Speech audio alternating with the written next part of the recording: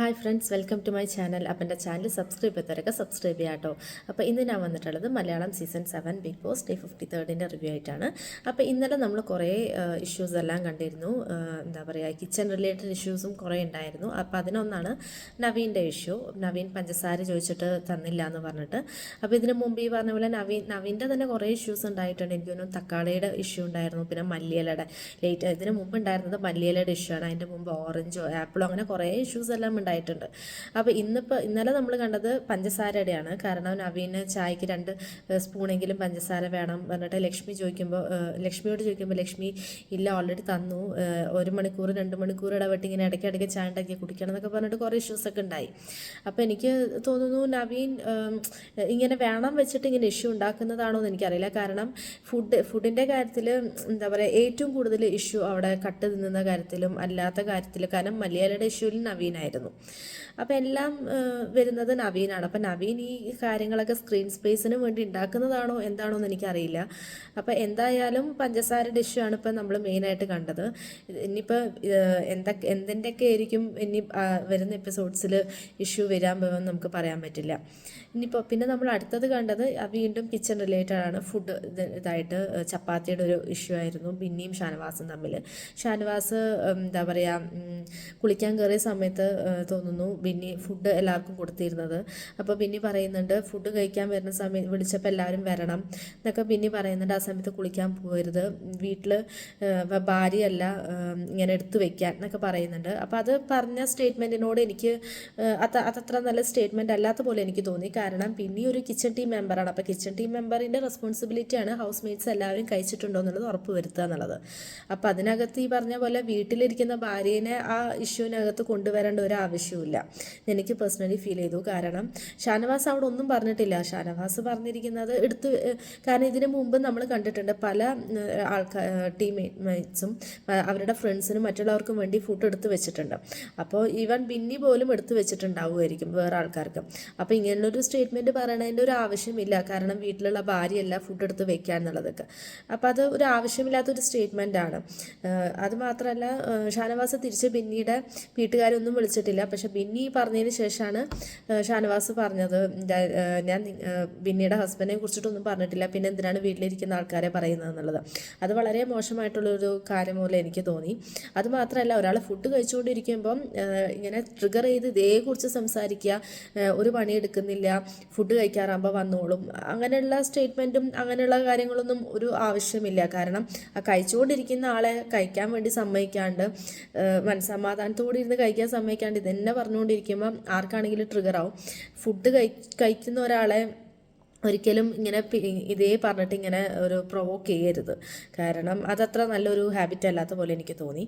എന്താണെങ്കിലും എന്താ പറയുക, അങ്ങനെ ഒരു ഇഷ്യൂ ഉണ്ടായി. അത് ബിന്നിയുടെ ഭാഗത്തുനിന്ന് എനിക്ക് പേഴ്സണലി ബിന്നിയുടെ ഭാഗത്തുനിന്ന് എനിക്ക് ആ ഒരു സ്റ്റേറ്റ്മെൻറ്റ് ഒന്നും എനിക്ക് നേരെ ഇഷ്ടപ്പെട്ടില്ല.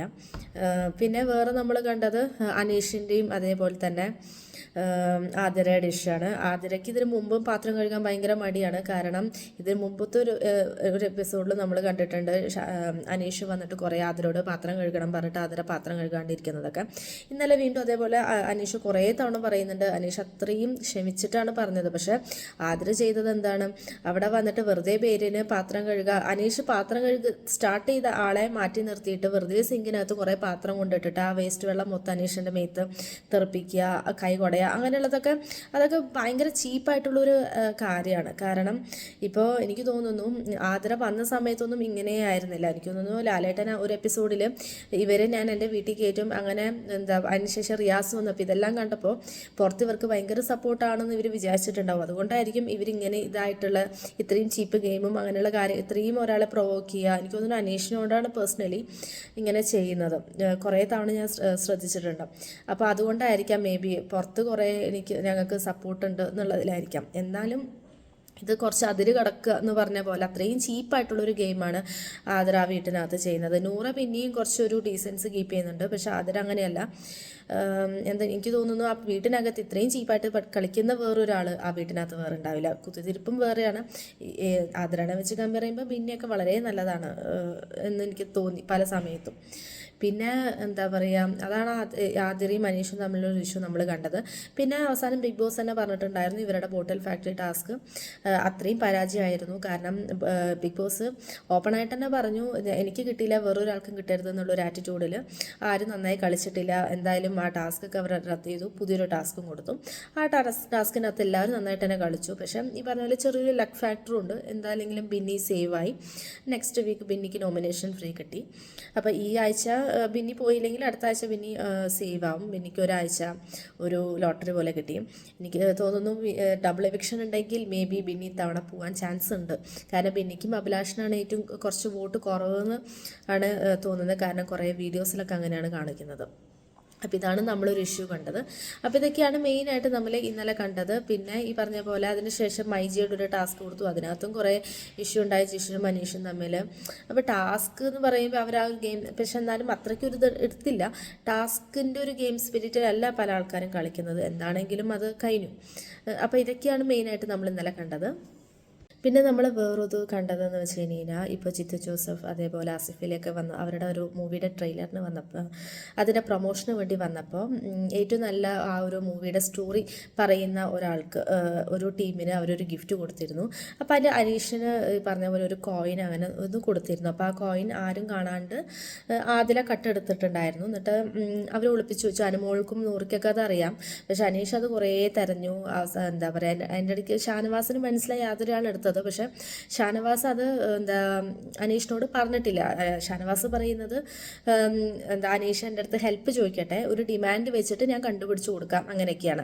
പക്ഷെ അവസാനം ഇന്നലത്തെ ആ ഒരു ഇഷ്യൂവിന് ശേഷം അതിൽ ആ കോയിൻ എടുത്തിട്ട് ഷാനവാസിന് കൊടുത്തു, അനീഷിന് കൊടുത്തു എന്ന് പറഞ്ഞിട്ട്. പക്ഷെ അപ്പോഴും ഷാനവാസ് കൊടുത്തില്ല. അത് പിന്നെ കുറേ കഴിഞ്ഞിട്ടാണ് തോന്നുന്നത് കൊടുത്തത്.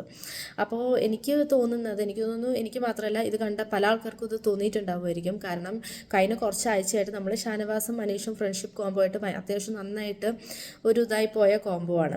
അപ്പോൾ എന്താ പറയുക, അത് അനീഷനെ പറഞ്ഞിട്ടുണ്ട്. കാരണം ഈ വീട്ടിലൊരു ഫ്രണ്ട് ഉണ്ടെങ്കിൽ അത് ഷാനവാസാണ്. കാരണം ഇത്രയും നാൾ എനിക്ക് തോന്നുന്നു ഒരു 50 ദിവസം കഴിഞ്ഞിട്ടുണ്ടെങ്കിൽ പോലും ഒരു 30 ദിവസം ആൾ ഒറ്റയ്ക്കാണ് കളിച്ചത്. അതിന് ശേഷമാണ് കുറച്ച് ദിവസമായിട്ടേ ഉള്ളൂ ആൾക്ക് ഷാനവാസായിട്ടൊരു ഫ്രണ്ട്ഷിപ്പ് വന്നത്. പക്ഷേ എനിക്ക് പേഴ്സണലി ഫീൽ ചെയ്യുന്നത് ഷാനവാസിന് അറിയാൻ തോന്നുന്നു, ചെറിയൊരു ഹിൻഡ് ഉണ്ടാവുമായിരിക്കും അനീഷിന് പുറത്ത് നല്ല സപ്പോർട്ടുണ്ട്. അപ്പോൾ അനീഷിൻ്റെ അപ്പോൾ ഒരു ഫ്രണ്ട്ഷിപ്പ് കോംബോ ക്രിയേറ്റ് ചെയ്യുകയാണെങ്കിൽ നല്ല വോട്ട് കിട്ടും എന്നുള്ള ഒരു ഇതിലായിരിക്കാം മേ ബി അനീഷായിട്ട് ഫ്രണ്ട്ഷിപ്പ് ക്രിയേറ്റ് ചെയ്ത ഒരു ഫേക്ക് ഫ്രണ്ട്ഷിപ്പ് പോലെ. കാരണം റിയൽ ആയിട്ട് നല്ലൊരു ഫ്രണ്ട്ഷിപ്പ് ആണെങ്കിൽ ഒരിക്കലും ഷാനവാസ് അനീഷിനോട് ഇങ്ങനെ ചെയ്യില്ല.